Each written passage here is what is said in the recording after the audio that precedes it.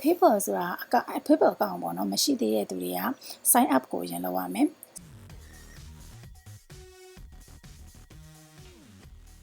အားလုံးပဲမင်္ဂလာပါရှင်ဒီနေ့မှာတော့ K Myanmar YouTube channel featuring with Burmese USA channel တစ်ခုပေါင်းပေါ့နော်တင်ဆက်ပေးမယ့်အကြောင်းအရာလေးတစ်ခုရှိပါတယ်အဲ့ဒါကတော့မြန်မာပြည်သားတွေရောမြန်မာပြည်ကညီကိုမောင်နှမတွေရောအမေရိကကိုရောက်ရှိနေတဲ့ညီကိုမောင်နှမတွေရောအားလုံးသိသင့်သိထိုက်တဲ့ဒီ payment transaction လေးအကြောင်းတစ်ခုဖြစ်ပါတယ်ဆိုတော့ဒီဟာလေးကိုမြင်တဲ့အတိုင်းပဲဒါ PayPal အကြောင်းပါ PayPal ဆိုတာဘာလဲဆိုတာကPayPal ဆိုတာက digital wallet တစ်ခုဖြစ်ပါတယ်ဥပမာကို online shopping လုပ်တဲ့လူဆိုလို့ရှိရင် online မှာပေါ့နော် shopping တွေတော်တော်များသွားတက်တယ်လုပ်တက်တဲ့သူဆိုလို့ရှိရင် PayPal အကောင့်မှာမရှိမဖြစ်လိုအပ်ပါတယ်ဘာဖြစ်လို့လဲဆိုတော့ကိုယ့်ရဲ့ဒီကပ်ပြားနံပါတ်တွေကိုပေါ့နော်ကိုဘယ်တော့မှကပ်ပြားနံပါတ်တွေက Visa Mastercard တွေဆိုလို့ရှိရင်16လုံးတောင်ရှိရလေမမှတ်မိဘူးဘလို့မမှတ်မိဘူးဆိုတော့ဒီ PayPal ဆိုတဲ့ account တွေကိုကပ်ပြား debit card credit card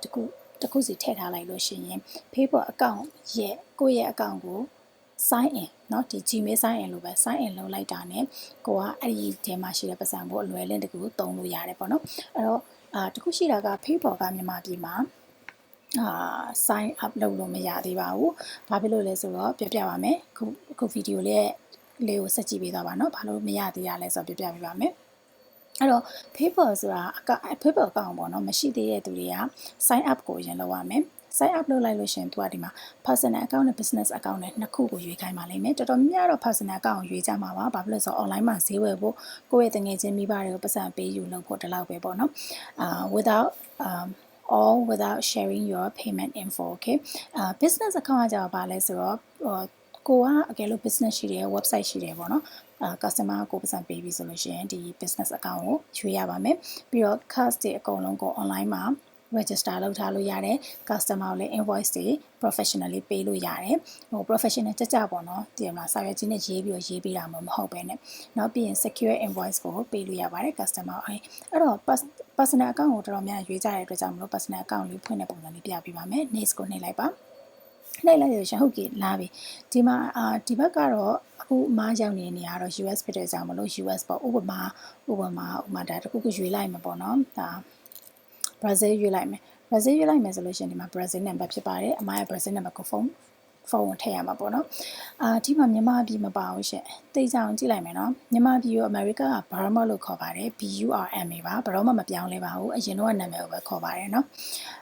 ပြီးတော့ Burma ဆိုတာမရှိဘူးအဲဆိုမြန်မာအများရှိမလားကြည့်လိုက်မယ်နော်မရှိတော့ပါဘူးဘာလို့ဆိုကဘာကမြန်မာဆိုတာကိုမြန်မာလို့မသိပါဘူး Burma လို့ပဲသိတာပါနော် BURMA ဟိုးအရင်တော့လည်းဒီလိုပဲခေါ်ပါတယ်အခုလည်းဒီလိုပဲခေါ်ပါတယ်သူတို့ကတော့မပြောင်းလဲပါဘူးဆိုတော့ဒီဟာကိုအခုဗမာပြည်မှာဖွင့်လို့မရအောင်ဆိုတာအဲ့ဒါကြောင့်ပြောတာပါเนาะဒီမှာဗမာမပါဘူးเนาะ very sad အဲ့တော့ USA တော့ပါတယ်ဆိုတော့ USA ကိုမှပြန်သွားလိုက်မယ်ဘယ်ရောက်mobile number က +1 နဲ့သွားတယ်ဒါ area code ပါ US ကပြီးရင်အမရဲ့ဖုန်းနံပါတ်ကိုပေါ့နော်10လုံးပါเนาะ +1 အပြင်နောက်ထပ်10လုံးပါထည့်လိုက်ပြီဆိုလို့ရှိရင် next ကိုသွားလိုက်တယ်ပေါ့နော်ဒီမှာ confirmation number တောင်းပါပြီအဲ့ဒါကြောင့်မလို့မြန်မာပြည်ကဖွင့်လို့မရတာပါမြန်မာပြည်ကိုလည်းရွေးလို့မရတယ်လို့မျိုးမြန်မာပြည်ရဲ့ဖုန်းကိုလည်းဘလို့မှ confirmation number ပို့လို့မရပါဘူးเนาะအဲ့တော့ဒီဟာဆိုရင် confirmation number ရသွားပြီဆိုလို့ရှိရင်သူက next ကပါလာမလဲဆိုတော့ကိုယ့်ရဲ့ legal name ကိုထည့်ခိုင်းတဲ့နာမည်အရင်ပါเนาะnickname နဲ့ရှောက်ထည့်လို့မရဘူး legal name first name last name တွေထည့်ရမယ်ပြီးသွားရင် passport ကိုရွေးရမယ်ပေါ့เนาะ passport နှစ်ခါရိုက်ရမယ်အဲ့ဒါဆိုရင် account ပွင့်သွားပါပြီOkay account ပွင့်သွားပြီဆိုတော့ account sign in လုပ်ရပါမယ်ဒါ sign in လုပ်တယ်ပေါ့เนาะ sign in လုပ်တဲ့အခါမှာဒါမရဲ့အကောင့်ကိုမထည့်လိုက်တယ်ပေါ့နော်ဟုတ်ပြီ login လုပ်လိုက်ပြီအကောင့်ကို login လုပ်လိုက်ပြီဆိုလို့ရှိရင်ဒီမှာ my PayPal ဆိုတဲ့နေရာဒါ log out နေရာပါ my PayPal ဆိုတဲ့နေရာကိုတွားလိုက်လို့ရှိရင်ဘာတွေတွေ့ရမလဲဆိုတော့ dashboard တွေ့မယ် finance တွေ့မယ် send and request အဲ့ဒါတော့တော်တော်များများလောက်ကြမယ်transaction နေရာပေါ့နော်ဆိုတော့ဒါလေးကိုခဏနေကြရင်တရားရှင်းပြပါမယ်ပြီးရင်မှာ PayPal balance ရှိမယ် PayPal balance ကလုံးဝ0ပေါ့နော်ဒီ PayPal ဆိုတဲ့ပတ်စံအိတ်ထဲမှာကျွန်မပတ်စံတစ်ပြားမှထည့်မထားပါဘူးဒါပေမဲ့ဒီအောက်ကိုဆက်ကြည့်လိုက်မယ်ဆိုလို့ရှိရင်ဒီမှာ ban နဲ့ချိန်ထားတယ်ဟုတ်ပြီနော် ban နဲ့ချိန်ထားတယ်ဆိုတော့ကြောင့်မလို့ဥပမာပေါ့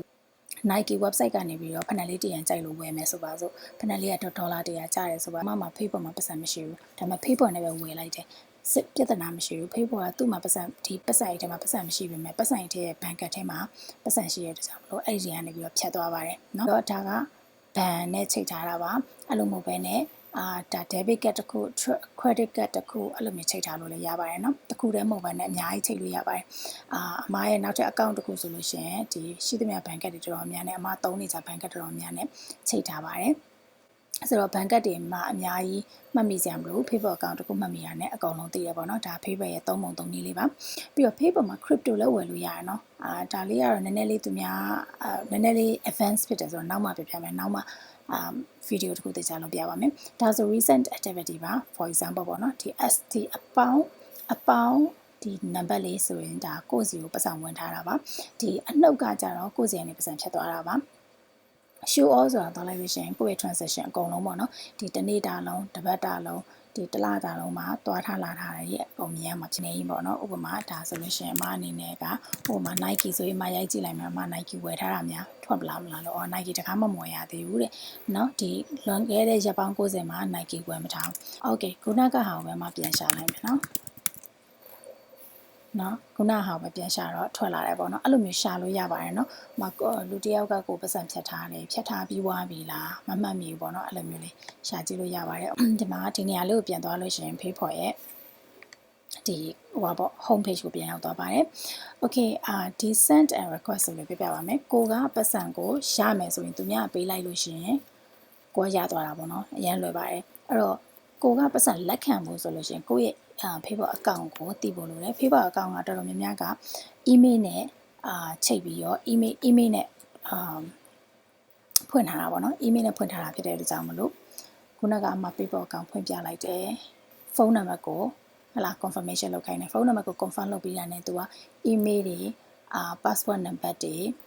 email တွေ password တွေ confirmation password တွေကြာအဲ့ဟာတွေဖြည့်ခိုင်းတော့မယ်အဲ့မှာကိုက email နဲ့Facebook ဖွင့်ထားတယ်ပေါ့နော်ဖွင့်ထားရဆိုတော့ဥမာလူတယောက်ကနေပြီးတော့ money ကနေပြီးအမကိုပတ်စံပေးမယ်ဆိုလို့ရှိရင် money ကအမရဲ့ Facebook account တိမှသူ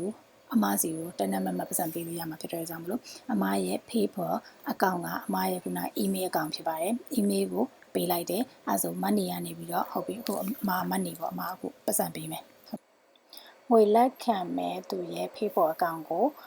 မှန်မှန်ကန်ကန်ထည့်ရမယ်ထည့်ပြီးတော့ကိုဘယ်လောက်ပို့ချင်တာလဲဘယ် currency နဲ့ပို့ချင်တာလဲကိုက US to US ပို့မှာလား US to Japan ပို့မှာလား currency ကိုရွေးပြီးတော့ပို့လို့ရပါတယ်ပြီး what is this for ဆိုတာကိုရွေးလိုက်တယ်ပေါ့နော်ရွေးလိုက်လို့ရှိရင်ဒါဥပမာတော်တော်များများတော့ gift တို့ပါကိုပဲထည့်ကြတယ်အဲ့လိုမဟုတ်ဘူးဆိုလို့ရှိရင် test ကောက်တဲ့ပြဿနာလေးရှိလို့ပါပြီးသွားလို့ရှိရင် continue လိုက်တယ်ပေါ့နော် continue လိုက်တယ်အဲ့ဒီနှစ်ခုမှာ for goods and service เนาะအဲ့ဒါကကြတော့တော်တော်များများကကိုကbusiness ကိုကနေဝယ်တာမျိုးဆိုတာကိုသုံးပါတယ်ဥပမာ money စီကအမကဟလာတခုခုဝယ်တယ်ဆိုတာကိုသုံးပါတယ်အကယ်လို့တငယ်ချင်းချင်းမဲ့ဆိုရင်ဒါကိုပဲသုံးပါတယ်ဘာဖြစ်လို့ဒါကိုသုံးလိုက်လို့ရှိရင် money အနေနဲ့ကလည်း test တွေပါနေနေခက်ခဲရှိတယ်เนาะကိုကပစ္စည်းတစ်ခုဝယ်ပြီးဆိုရင်ဒါနဲ့ဝယ်ပါအကယ်လို့family friends ကိုပတ်စံလေးပို့ပေးခြင်းနဲ့ pocket money လေးပေးခြင်းတာမျိုးဆိုရင်ဒါနဲ့သွားပါပြီးနောက်တစ်ခုသတိထားမှာ PayPal မှာ PayPal ရဲ့ cash app ရဲ့ Venmo ရဲ့เนาะအဲ့ဒီဟာတွေက$600အသွားအပြန်လောက်တာနဲ့သူတို့ကနှစ်ကုန်လို့ရှိရင် test လိုက်ပါတယ်ဆိုတဲ့အတွက်ကြောင့်မလို့ဒီဟာလေးဆိုဥပမာပြောမယ်နော်ဒါဆို verify your US taxpayer status တဲ့ဟုတ်ပြီနော်ကိုက test ကိုမဆောင်မနဲ့ထိန်ချန်ထားလို့ရှိရင်လည်းဒါ test လိမ့်တာကအမှုကြီးပါတယ်ဆိုတော့ PayPal ကသုံးလို့လည်းကောင်းပါတယ်ဒါပေမဲ့ကိုကပေးရတာဆိုသုံးလို့ကောင်းပါတယ်ကိုကယူရတာဆိုတော့တိတ်သုံးလို့မကောင်းပါဘူးဒါတော့အများကြီးသူများစီကယူလို့ရှိရင်ကိုကတခုခုအလဲလဲလောက်တယ်ရောင်းဝယ်တယ်လောက်တယ်ဆိုပြီးတော့ government tax ကောက်မှာပါ$18ပေးလိုက်တယ်ဆိုရင်အဲ့$18ပထမဒီထဲကိုရောက်သွားပါတယ်ဒီထဲကိုရောက်သွားပြီးတော့မှအမက transfer money ကိုနှိပ်လိုက်ပြီးတော့အမရဲ့ဘဏ်ထဲကိုထည့်လိုက်လို့ရပါတယ်ဟုတ်ပြီနော်အကယ်လို့ဘဏ်ထဲကိုမထည့်ဘဲနဲ့ဒီမှာထားမယ်ဆိုလို့ရှိရင်လည်းဒီမှာ$18ဆိုပြီးဖြစ်နေမှာပါပြီးရင်အမကဥပမာပေါ့နော်ဒီ nike.com ကနေပြီးတော့ shoes ဖက်လေး100တန်တခုအမဝယ်လိုက်တယ်အမဒီမှာရှိရ$18ဆိုလို့ရှိရင်ဒီက$18ကိုယူသွားပါတယ်ကျန်တဲ့ဟာကိုကျတော့အမချိတ်ထားတဲ့ဘဏ်ထဲမှာရှိတဲ့ပတ်စံ ကကျန်တဲ့ဟာကိုယူသွားပါတယ်ဆိုတော့ဒီမှာကပေါ့နော်ဒီမှာ18ချက်ယူရဲဆိုလို့ရှိရင်ဒီမှာက82ချက်ယူသွားတာပေါ့နော်အဲ့လိုပုံစံဖြစ်ပါတယ်ဆိုတော့ဒီမှာအကယ်လို့ကိုက1000လောက်ထားတဲ့ပတ်စံခုနဘန်ထဲကိုမှပြန်မထည့်ဘူးပေါ့နော်ဘန်ကတ်ထဲကိုပြန်မထည့်ဘူးဆိုလဲရပါတယ်ဒီကပတ်စံကိုပဲတုံးနေလို့လည်းရပါတယ်ပြတ်ပြတ်မသွားပါဘူးဒါ PayPal က legal account ဖြစ်ပါတယ်အဲ့ကြကြောင့်မလို့ sign up လုပ်လို့ရှိရင် legal name ကိုထည့်ရတယ်ကိုထည့်ချင်တဲ့နာမည် nickname တွေရှောက်ထည့်လို့မရပါဘူးဖုန်းနံပါတ်လည်း legal ဖုန်းနံပါတ်ထည့်ရပါတယ်ဘာဖြစ်လို့ဆိုကုတ်နံပါတ်နဲ့ verify လုပ်ခိုင်းလို့ပါเนาะအဲ့ဒါကြောင့်မလို့မြန်မာပြည်ကလူတွေဖွင့်လို့မရတာဖြစ်ပါတယ်เนาะEven when you feel low, you can still go. Even when you feel slow, you can still go. Even when there's no hope, you can still go. I never answer to no.